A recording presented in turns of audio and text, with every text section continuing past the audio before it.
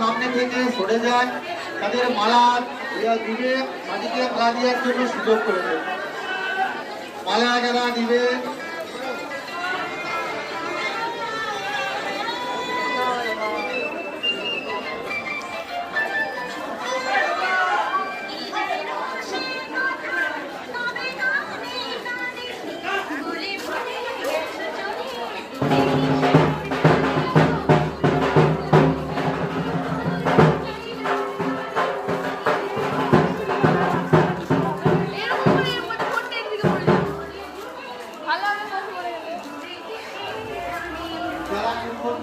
সামনে আসুন।